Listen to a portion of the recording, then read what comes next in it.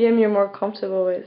There is no medium because like this is pencil charcoal and like stuff, and then I've done even this, which is like I'm still building on, like it's like acrylic, and then there's another one which is like in oil. So I tend to do all kinds of medium as far as possible because it's I don't know, I always find it so restricting when you say only oil would be great. It's not like that, art is so expensive. It's been given so much space to grow, so you're allowing yourself to sort of grow as a person as well if you do different mediums.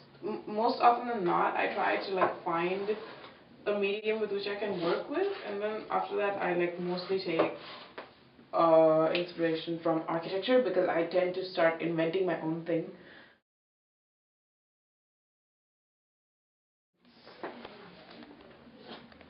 Is that part of that? Yeah, it is. So if you look at it closely, like the styles are distinctively related. Yeah.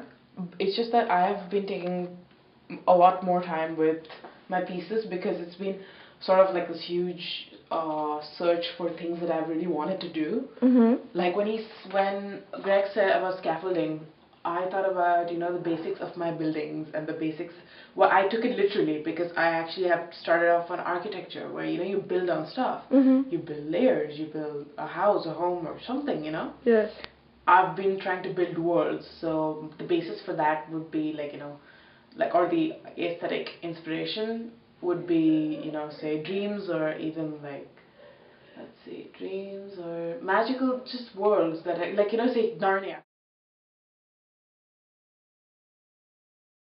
For my self-portrait here, this came to me instinctively. I took inspiration from an artist called Mademoiselle Maurice.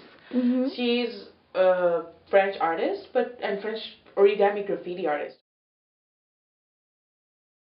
Ever since I was small, I've been moving around a lot. So every time I've been busy or been preoccupied with a lot of things, it's been more of an inspiration for me rather than a distraction.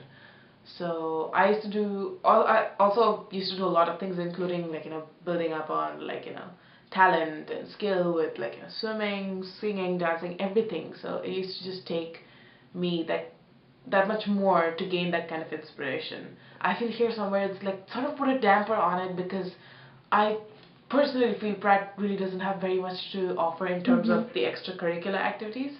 So I mean, I guess that's where I had to find myself. And finding myself took me the 2 years, I guess. I could say that because it's not very easy to just say I can just move into this place and maybe just start off again. It always takes me that kind of time, which I think my first real like drawing lessons or something like that was like when I was in ninth grade, because I didn't really receive any guidance throughout high school either. I was just allowed to do my own thing, but I realized that that's exactly where my like real creativity was. Like, I didn't need an exact inspiration, so at that time I had like energy, emotion, and time as the theme. Then I realized that I maybe lost it because I've received a different kind of set of instructions in terms of Pratt and foundation year. Yeah. So you think school shifted your themes a little bit? Yeah, but I feel it's for the best because it refined me completely as an artist.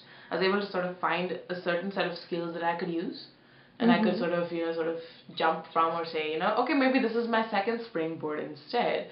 I've never really had a scaffolding, I guess, because every time I would build on a scaffolding or I would have something, it would always just be broken down like a pack of cards. Pack of cards, that's like the proper term for it, because it would just be like so momentary. 2 years is not enough in a place. It's just like, hi, bye. It's good that you're building your scaffolding now. I know.